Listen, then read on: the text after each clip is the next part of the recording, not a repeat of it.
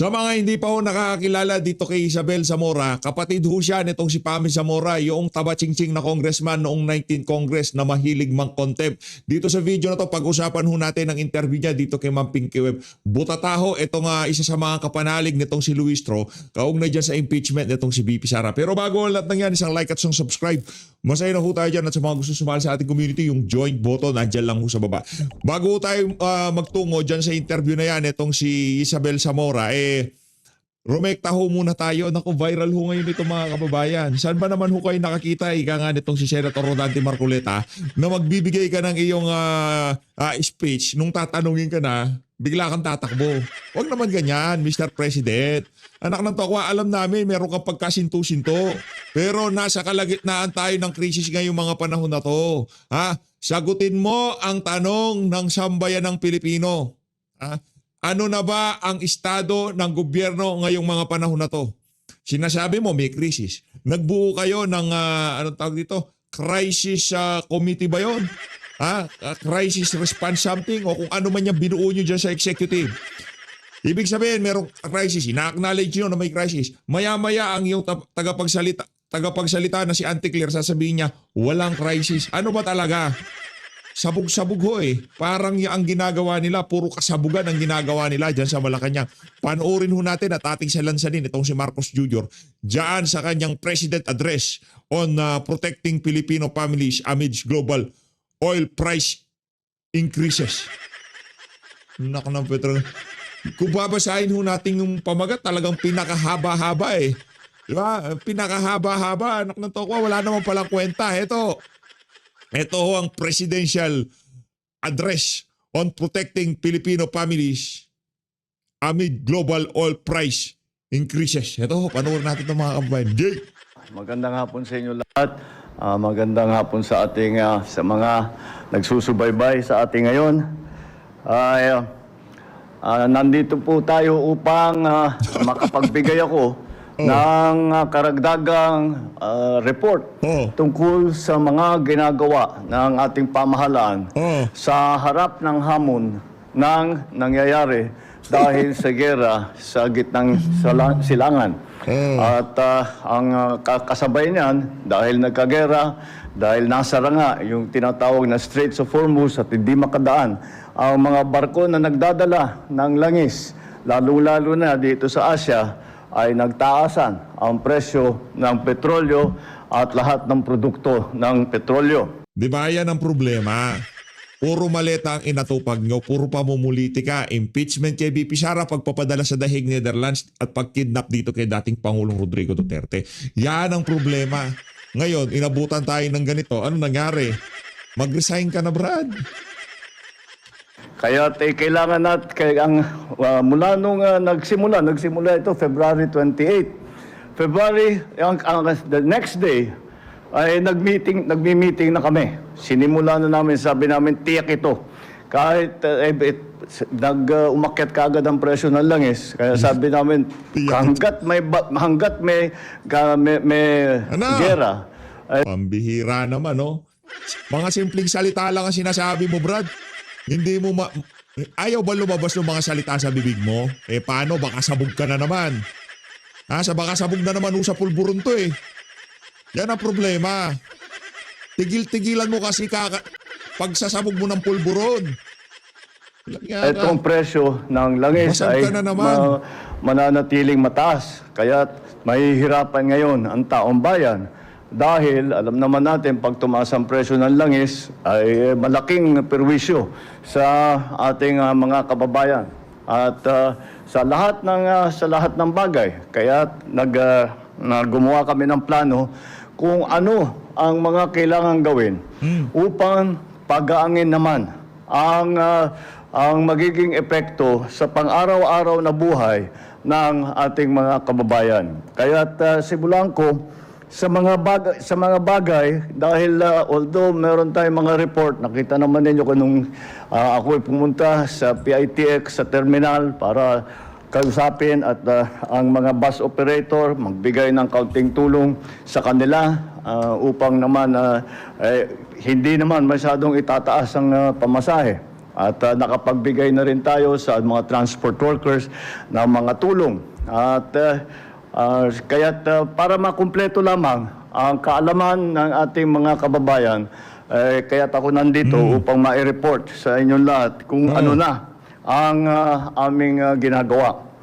Ang nagawa na natin, unang-una, ang una naming na pinag-aalala ay ang ating mga OFW. Yan. Dahil talaga sila, nasa lugar sila ng gera mismo. Yan. Kaya delikado ang kanilang seguridad at delikado. Brad, don't state the obvious. Alam natin na na delikado. Ano nga ba sabi mo noong nagkaroon ng problema? Magtago na muna kayo. Diba? Hindi ko alam kung ano nararamdaman mo nun. Baka malakas na naman tama sa iyo ng pulburon. Huwag mo na sabihin sa amin yung alam na namin. Sabihin, ipaliwanag mo sa amin yung hindi pa namin alam. Alam namin na delikado. Kaya nga gusto na nilang umuwi. Tapos sinasabi nyo walang lumilipad na eroplano. Palibasa, utak mo lang lumilipad. Ang kanilang buhay, hindi lamang ang kanilang hanap buhay, kundi mismo ang buhay nila. Kaya't mabuti na lang at maganda ang relasyon natin sa mga Middle East countries kung saan nandun ang karamihan ng Pilipinong nagtatrabaho. Mabuti na lang at magandang relasyon natin at kinakaibigan natin silang lahat at very appreciative ang mga host countries sa ating mga workers dahil nga sinasabi nilang napakagaling at napakaganda ang kanilang ginagawa ay nakipag-ugnayan tayo sa kanila kagad at tiniyak sa atin na ang seguridad ng ating mga OFW ay kanilang binabantayan at tinitiyak nila na ang ating mga OFW ay hindi malagay sa alanganin. Unfortunately, kahit na sa lahat ng ating nagawa, nung ilang araw pa lang, nagkaroon tayo ng casualty sa Israel. Dahil kagaya nung nangyari nung nakaraan ay sila ay tumutulong sa kanilang alaga at sa kakatulong sa kanilang alaga na abutan ng bomba at papunta sila sa bomb shelter. Nabuhay yung caregiver nasawi naman ang caregiver na Pilipina. So yun ang una nating naging Brad, alam na namin lahat yan. Ano yung mga ibabalita mo? Ba't ka ba lumabas? Anong dahilan ng paglabas mo, anak ng toka? Alam na namin lahat yan. Bigyan mo kami ng bago. Reporter ka eh. Casualty. At patuloy naman ang aming ugnayan. At para sinasabi, kasi marami nagpaplano. Pwede kami, lulusot kami, aalis kami. At sinabi ko kagad sa kanila, wag muna. Dahil hindi natin alam ang sitwasyon. Makinig tayo sa mga local authorities, yung mga tiga doon, ang mga pamahalaan nila. At magtanong tayo, kailan ba safe na makalabas? Kailan ba lilipad ulit ang mga eroplano? Kailan ba kami makapag-charter ng eroplano upang maiuwi ang aming mga kababayan na nagnanais umuwi? At sa pag-ugnayan na yan, dahan-dahan nakagawa tayo ng sistema para maiuwi ang ating mga kababayan na nagnanais umuwi. Meron pa rin talaga na sinasabi na hindi naman daw nila, hindi ang pakiramdam naman nila. Ano? Buwisip na yan. Wala akong naintindihan. Ano, hindi ba talaga kayang magproseso ng utak mo na isang train of thoughts lang? Hindi pwedeng patalon-talon? Di ba kaya? Ay safe naman daw sila. At sige, nasa sa kanila yun. At ngunit yung mga iba ay talagang naririnig na raw yung bomba. Doon malapit doon sa kanilang tirahan. Yung kwento ng mga nakausap ko, yung mga nakausap. Yan ang sinasabi ko. Yan ang sinasabi ko, dadaan mo kami sa kwentuhan eh. Anong bago? Alam namin yan, natural, nandun ka sa gitnang silangan. Kahit saan ka magpunta dyan, talagang dinig mo mga putukan. Ano bago? Ganun na nga. Ang nakakaawa, yung mga mas may edad na, lalong-lalo na yung mga maliliit na bata. Dahil siyempre, kahit anong mangyari, nakakatrauma yun. ang mahirap sa bata, kahit tayo kaya natin maintindihan kung ano yung nangyayari. Kaya natin ipaliwanag, this is what's happening, may gera dahil sa ganito. Sa pagbata, ang hirap may paliwanag, basta't natatakot na lang sila. And so this is the problem that we were facing. So this was the initial problem, and this is the first concern that we addressed. And since the time that we have set up the systems for repatriation, we have already nakauwi na ang mahigit 2,000 OFW, mahigit 16,000 na ang nakatanggap ng tulong. Ito sa pamamagitan ng pagkain, ng tirahan, 2,000 out of 1.1 million. 1.1 million. Base ho ito sa overseas Filipino workers deployed in Middle East formal contract. Ito ho ang pinaka-latest na report. Key Statistic 2026 report. Nasa 1.313 million 1,113,000 Filipino land-based worker are in the region. Binibida ho sa atin, ilan? 2,000? medical care, talaga. transportasyon, Lang yan financial support. Ito ang mga nakauwi, meron din tayong ibinibigay doon sa ating mga kababayan na nandoon pa rin at nangangailangan ng ating tulong. Hindi, ganito ha. Isa-isahin mo muna yung nakauwi. Huwag mo munang paghalu-haluin kung ano yung binibigay, okay? Hindi mo na natin pag-uusapan yun. Patalon-talon ka eh. Ilatag muna natin ilan yung mga nakauwi, ilan na yung pauwi, at ilan yung mga inaalagaan natin doon. Tapos isunod mo kung ano yung binibigay nating tulong dito sa mga nakauwi at yung mga nasa Middle East region pa, ha? Para hindi tayo magulo. Ang gulo mong kausap. Anak ng tawa, kung kainuman kita, iniwan kita eh. Pambira, anong klase yan? Hindi natin ititigil ito.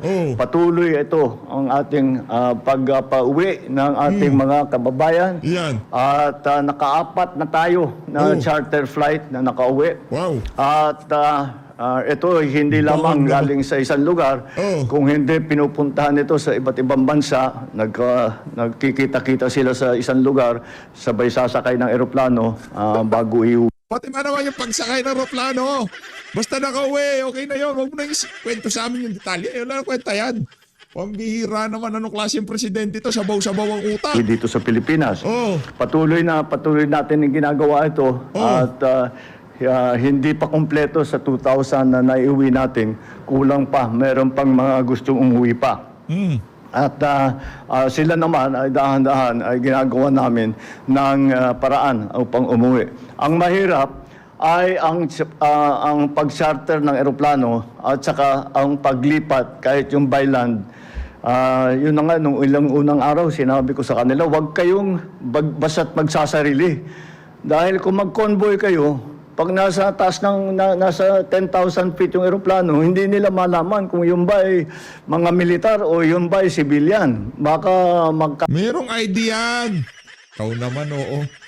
Merong idea yan. Ano bang ginagamit ng Singapore government? Hindi naman mga komersyal. Mga military, yung charter nila mga eroplano, linuloko mo na naman kami.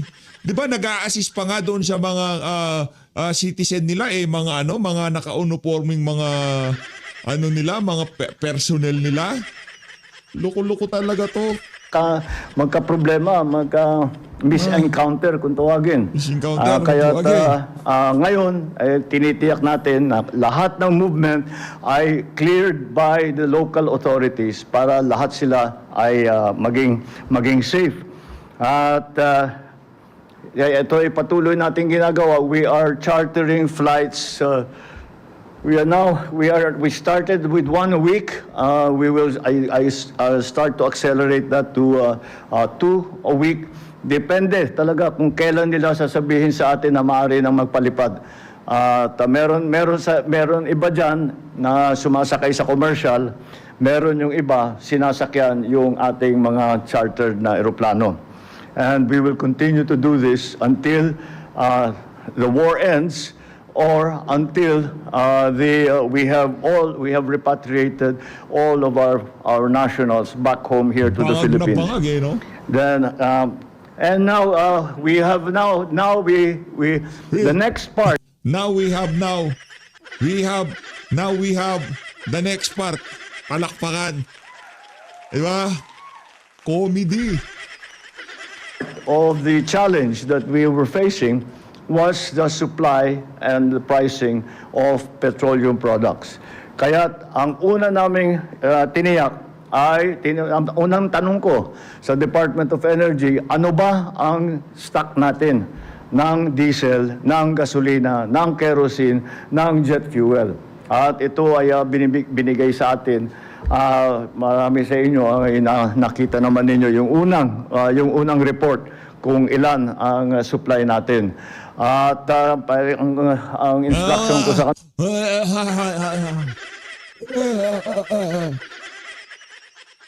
kanila, huwag niyong titigilan. Maghanap kayo pa ng supply dahil hindi natin alam kung gaano katagal pa ito. At pag sasabihin natin, we are talking about 45 days on average, more or less.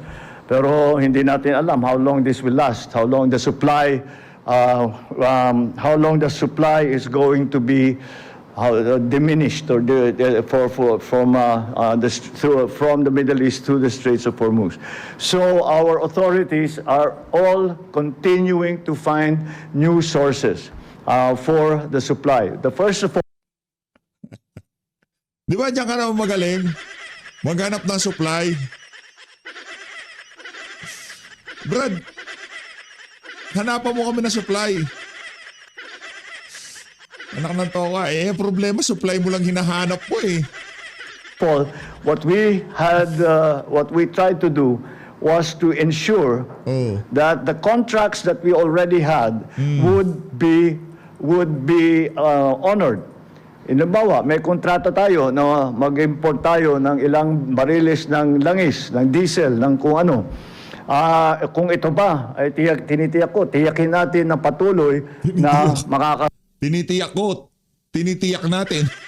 Parating talaga ito sa Pilipinas. Nung unang ilang araw, lahat ng hindi kami masagot ng mga supplier natin ng oil and petroleum products dahil hindi rin nila alam kung ano yung nangyayari. At yun na nga, pati yung presyo hindi nila maibigay. Ngunit dahan-dahan sa patuloy Kung toko presidente ka, hinihingi mo yung presyo, hinihingi mo yung exact inventory nila, ayaw ibigay. Maghahalo ba sa tinalupan? Si Tatay Digong sasabihin mo, hindi ko alam yung inventory. Hindi namin alam kung hanggang kailan magkakasupply. Kung sipain ka ng palabas ng Malacanang, anong di alam?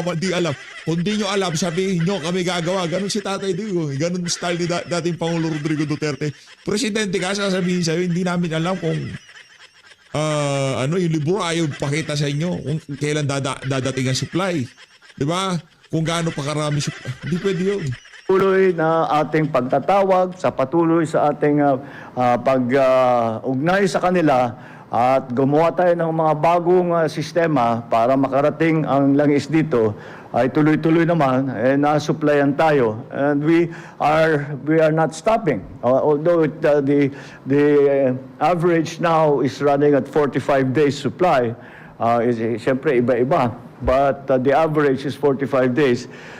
Hindi natin tinitigilan. And again, I credit the success of this ensuring the supply to the good relations that we have with our partner countries around the world. And we have not only gone to our oil suppliers, the traditional oil suppliers, we have tried to explore other sources that are not affected by the war that is ongoing in the Middle East. And it would be premature to say that we have perfected contracts with them, but I think it's sufficient to say that the things are beginning to open up. And although we cannot be assured right now of the supply, we can be sure that at least for 45 days we will be all right.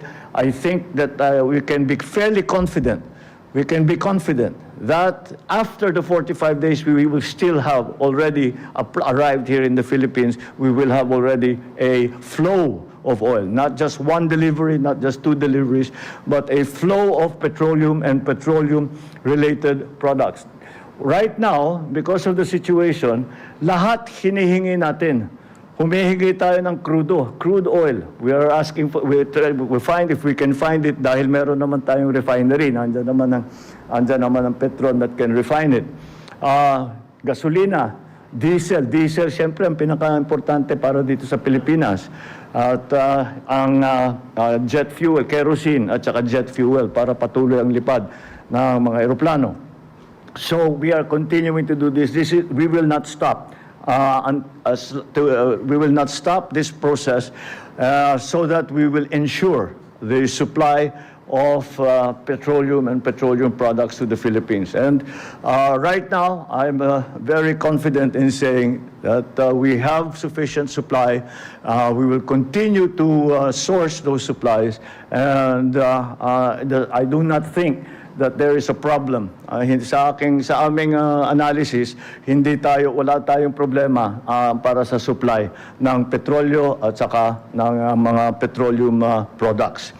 Ang isang napakalaking nangyari ay ang pagtaas ng presyo ng langis. At ito ay talagang mahirap natin sagutin at gawa ng paraan dahil wala tayong control yan. Oil will do what it will do. The markets will behave in the way that they behave. No one, not even the producers have, not even the producers have. Okay lang sana kung mga mangmang at walang mga yung tipong walang Google, walang world news. Pagka sinabi mo yan, wala naman talaga tayong control. Di ko naman sinasabing Hindi naman sinasabi ng sambayan ng Pilipino na kontrolin natin o kaya nating kontrolin yan. Hindi yun eh. Ang sinasabi natin dito, kaya nating maibsan yan kung hindi ninakaw ang pondo ng sambayanan. Kung hindi ilinagay sa maleta at envelope yung trilyong piso at ipinamigay sa mga politiko. Yung pera na yon, anak ng toko, kahit na sa tingin ho natin, kahit na 1 taon pang merong kaguluhan dyan sa gitnang silangan, kaya hong saluhin ng pamahalaan yung pagsipa ng mga presyo ng produktong petrol. Trilyon yun eh. Trilyon ho yun mga kababayan. Hindi ho bilyon. Trilyon ang pinag-uusapan doon. Ilan yun? 1,000 bilyon? Ngayon nagbibigay na subsidiya, 50 milyon? Hindi man nga ho bilyon eh. 50 milyon? 100 milyon? Trilyon ho ang ninakaw nila sa kaban ng sambayanan. Hindi para kontrolin natin. Gulo yan eh. Ano ba magagawa? Pero kung hindi nagnakaw sa administrasyon mo, kung hindi kinuha yung trilyon piso, hindi ipinamigay kung hindi dinala sa Force Park, hindi dinala sa Ilocos Norte, hindi dinala diyan sa House of Representatives di umano, sabi ng mga Marines, sabi din ni Saldico, hindi ibinigay di umano kay ang pangalan nito, kay Jojo Cadiz. Baka wala ho tayo ngayon dito sa sitwasyon na to. Ang problema, yung 1 trilyon na ninakaw nila, wala na. Di na ho natin makita. O yung na lang, 1 bilyon. 1.2 bilyon na kay Secretary Tri-Jabe Olivar. Baka yun. Maretrip pa natin yun, di ba? Control over the world price of oil.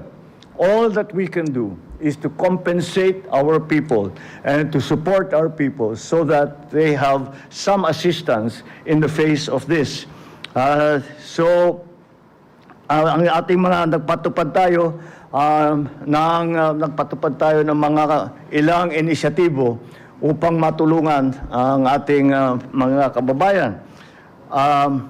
Para sa lahat ng na sumasakay sa mga transport system natin, ay nagbigay tayo ng libreng sakay.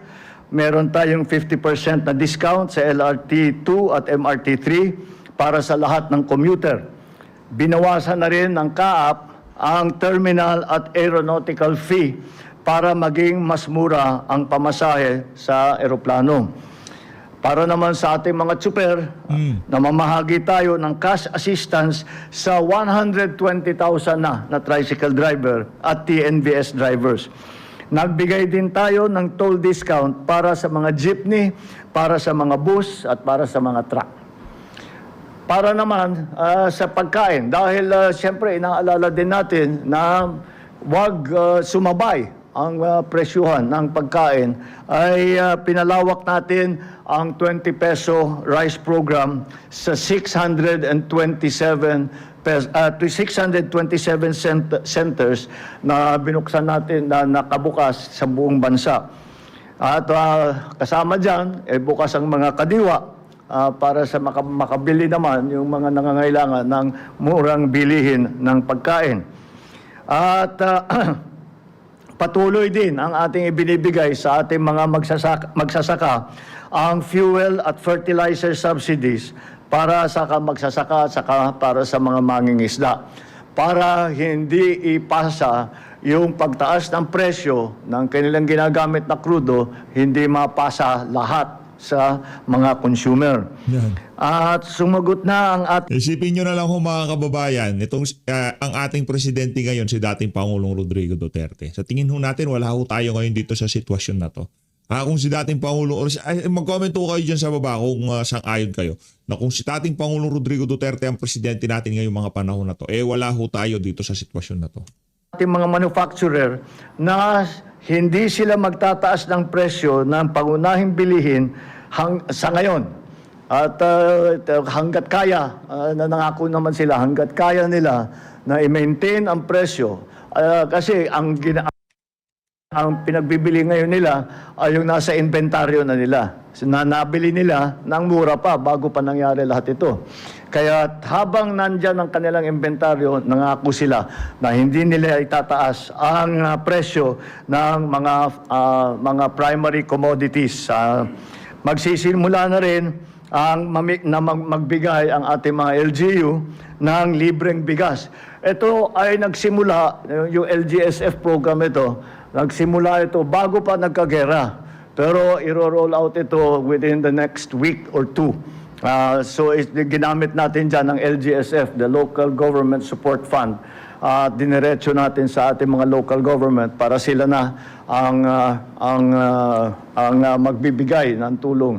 Ang ating ang programang ito ay nagbibigay tayo sa bawat LGU ng pondo, at ang hinihingi lang namin sa kanila na minimum 50% ng LGSF fund na natatanggap nila ay gawing pangbigay ng bigas, pambili ng bigas para maipamigay sa kanilang mga constituent. Maaari nilang gawin 100% na bigas, nasa sa kanila yon. Ngunit kailangan at the minimum 50% doon sa natanggap nilang pondo ay gagamitin sa pagbili at pagbigay ng bigas. Sa supply naman ng fertilizer, dahil as you know, sa urea is a petroleum product. So that is a refined product na nanggagaling sa petrolyo din. Tuloy-tuloy. To make the story short, ito ho nangyari noong natapos ang kanyang presidential address on protecting Filipino families amidst global oil price increases.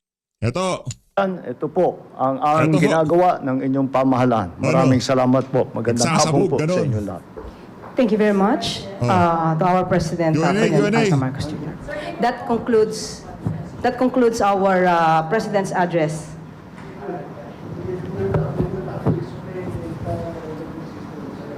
Naku, galit na si Marcos Jr. sa mga reporter. Bakit nga naman kasi kayo nagtatanong? Pinag-usapan, magsasalita lang siya. Ipopost nyo lang doon sa inyong mga network. Hindi pinag-usapan na magtatanong kayo. Thank you very much, sir. Will the government temporarily take over, or at least the DOT will temporarily take over the oil industry following the announcement? Thank you.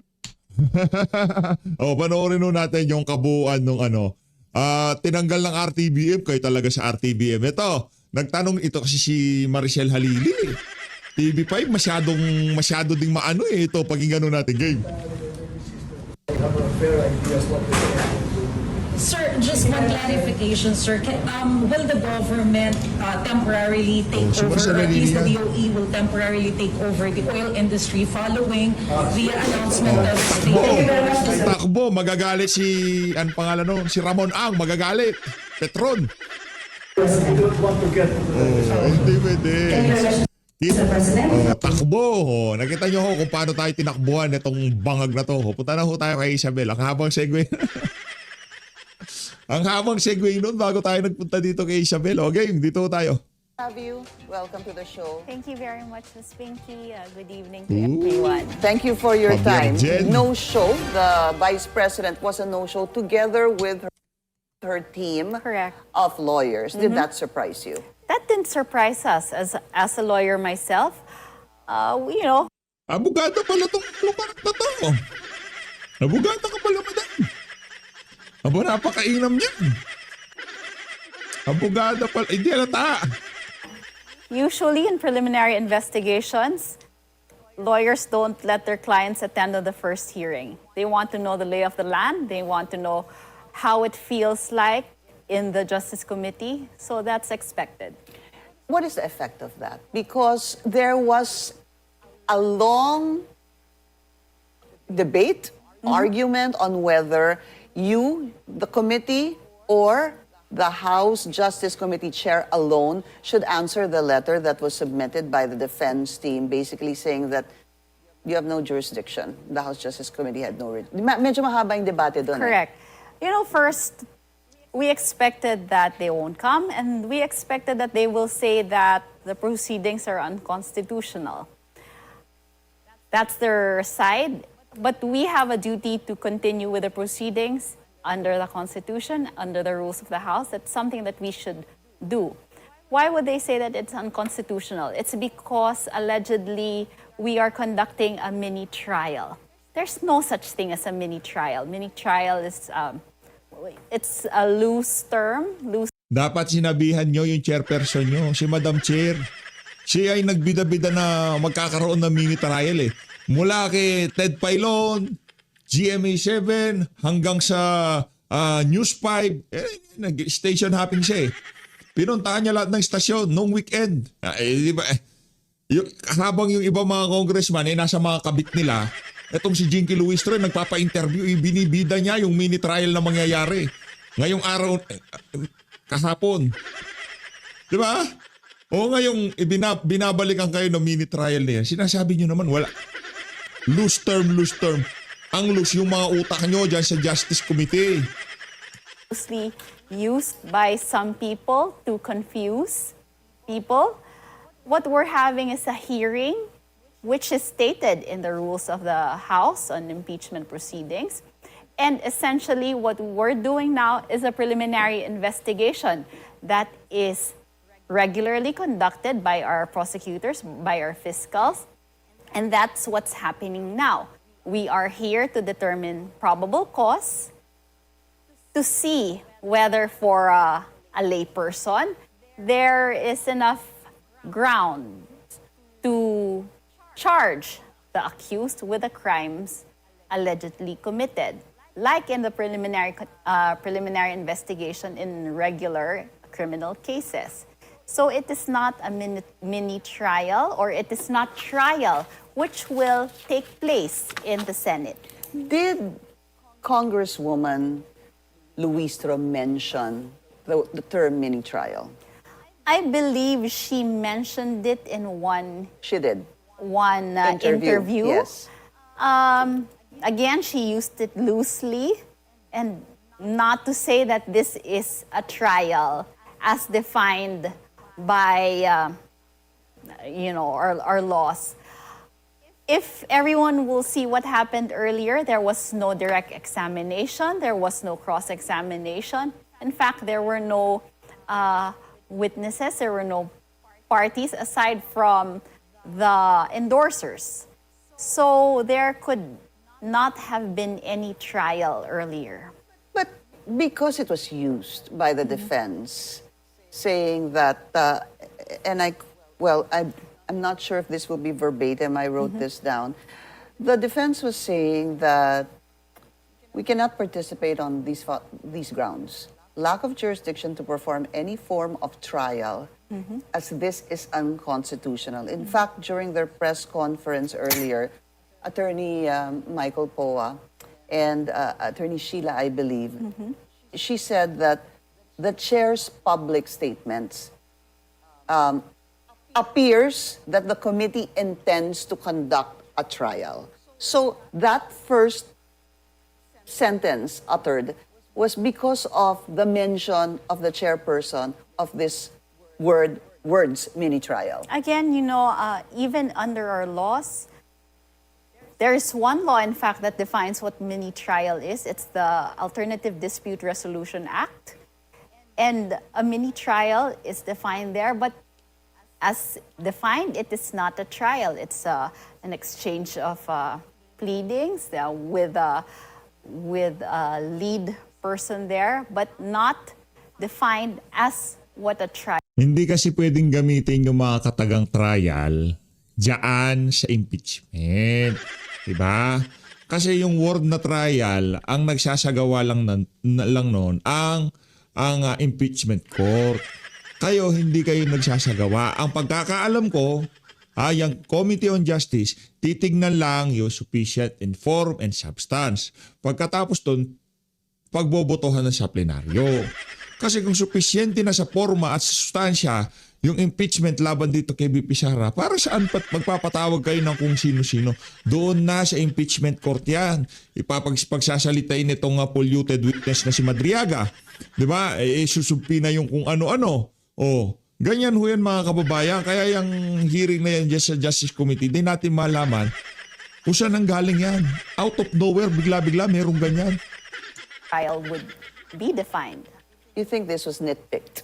Because Yes. they say you have no power to conduct a mini or full-blown trial. Correct. Much less receive and try any evidence, because as stated in the Constitution, that is the role of the Senate. Oh. Well, the respondent has her huge group of lawyers.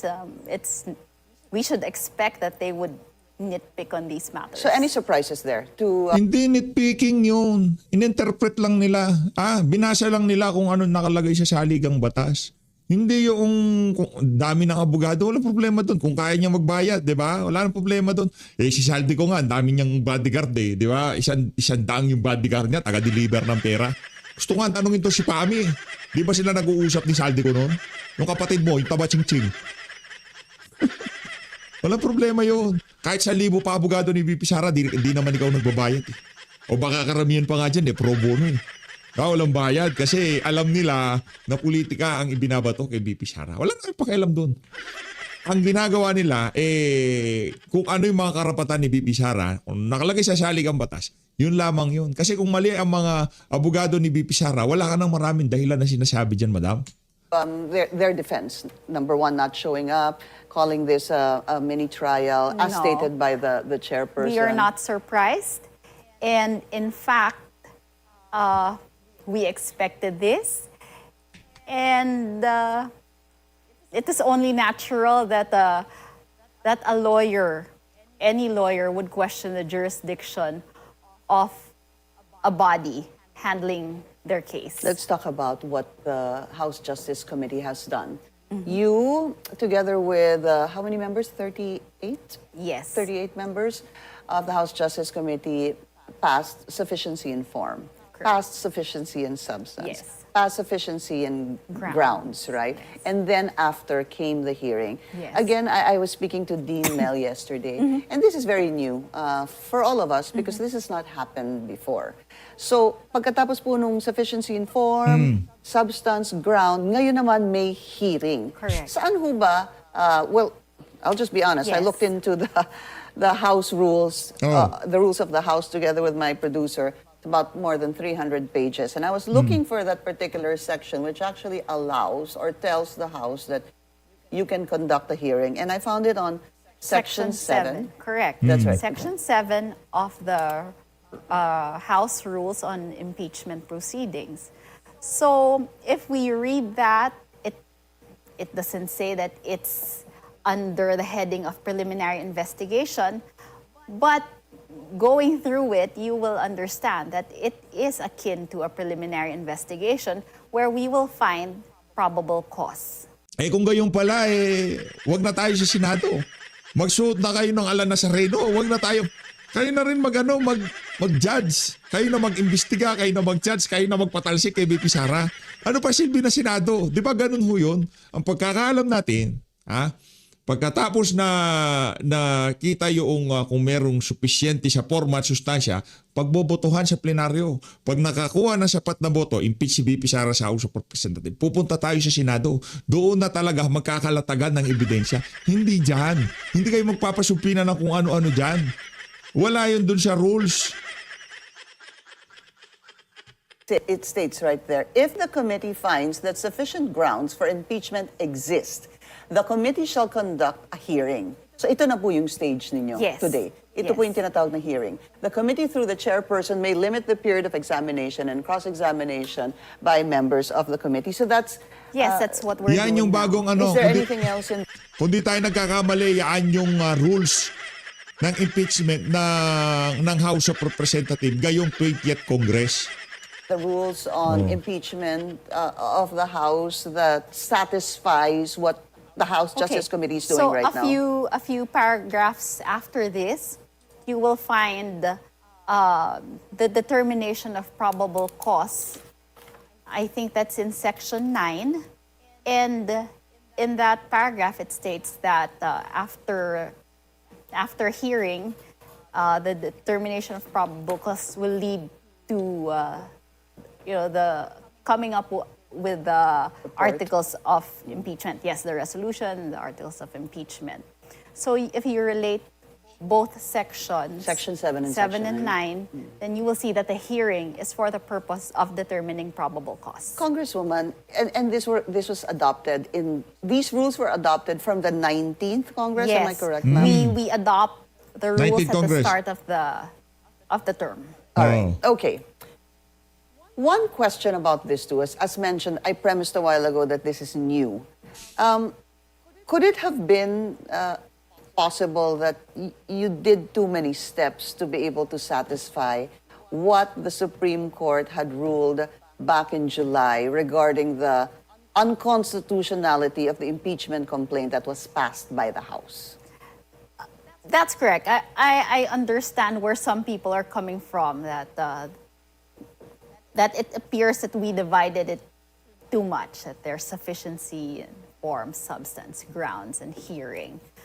But we are just following what's stated in the rules of the House, and we are following what was stated by the Supreme Court. Remember, we have these decisions, the resolution of the Supreme Court in the Duterte case. And they, in fact, said that we have to follow due process, that we have to go through the Committee on Justice, and they declared unconstitutional our direct filing with the Senate. So now that we are here and following the steps as declared by the Supreme Court in the Duterte case, then I don't see the problem that they see. I looked into that as well, and I want to put that up on the screen, part of the decision of the Supreme Court last July 25, 2025, House impeachment complaint versus VP Sara. Apart from, it said it ruled that it barred the one-year rule. Due process or fairness applies during all stages of impeachment process. One part said this: the respondent in the impeachment complaint should have been given a chance to be heard Correct. on the articles of impeachment and the supporting evidence to prove the charges prior to submission, or transmittal rather, to the Senate, despite the number of endorsements from House members. That's one. And the other one, of course, is the House of Representatives must be given a reasonable time to reach their independent decision of whether they will endorse an impeachment complaint. The court, however, has the power to review whether this period is sufficient, but petitioner who invokes the court's power to review should prove that officials failed to perform their duties properly. Do you think these parts that I read will actually come up? Because I'm a little bit confused about the respondent in the impeachment complaint should have been given a chance to be heard. That is supposed to be being done right now on the articles of impeachment and supporting evidence to prove the charges prior to the transmittal to the Senate. Prior to the transmittal to the Senate, despite the number of endorsements from the House members. How do you understand that? You know, to tell you honestly, we were also confused with the decision of the Supreme Court then, and we had our own opinions on that. So we're trying our best to give or to follow the requirements of due process as stated by the Supreme Court decision. And we're affording the Vice President all her day in court or day in the Justice Committee. And well, for today, she waived her right to do so. Even the lawyers were not present, and they had that right to be present in the Justice Committee. Well, in the succeeding hearings, they will still be invited, of course. They are welcome to participate. Of course, we said some ground rules earlier, and lawyers are allowed to participate by advising their clients on their constitutional rights or what they should do. My suggestion for them is just to appear before the Justice Committee, and we will be all following the Supreme Court decision. There's another ground that was raised by the defense, and I hope you can shed light on this or maybe give a little bit of clarity. Aside from the jurisdiction issue, there was also an objection to any requests or motions or similar efforts aimed on fishing for evidence through processes that presupposes the existence of lawful authority and jurisdiction under the Constitution. Would Okay, you be so- able to simplify that? So, you know, they're using very vague terms, right? They're probably questioning our Subpoenas? power to issue subpoena to the different offices under the guise of fishing expedition. As stated by Congressman Rufus Rodriguez earlier, he objected to several requests for subpoena because he said that It's a fishing expedition. It's a fishing expedition. To answer that, remember Kong Rufus during the hearing on the sufficiency in substance said that some issues or some grounds were insufficient for him. But for the majority of the members of the House Committee on Justice, we declared the complaints to be sufficient in substance, and we found these grounds to have been sufficiently expressed or stated in the complaints. We said that there were the ultimate facts or the connection between the facts as stated and the impeachable offenses as stated in the Constitution, and these were all alleged properly in the complaints. I believe for Kong Rufus, one example would be on the SAL-ENS. He was saying that it was a fishing expedition for us to get the SAL-ENS, right? But for us, there was sufficient declaration or statement in the complaints that the SAL-ENS were not properly issued. So for majority of the members of the House Committee on Justice, that's sufficient statement of the facts relating to the SAL-EN. And when you talk about the SAL-EN, this is from 2007. 2007 to 2013, 2016 to 2022. It's a long period. I Correct. missed one period Correct. here. But there was just a time that there's 3 years na hindi sinama. I guess because the Vice President was not a public official at that time. That's what I'm assuming. I did not write it So this all completely boils here. down to the current SAL-ENS or the SAL-ENS during her tenure. Ayun na nga mga kababayan, dito na ho natatapusin ang ating reaction video dito sa PH Update. Ang bottom line ho dito, wala hong mabigat na ebidensya laban dito kay VP Sara. Itong mga congressman na gigil at gusto ma-impeach itong si VP. So always, maraming salamat ho. Mag-ingat ho kayo lahat ng Pilipinas.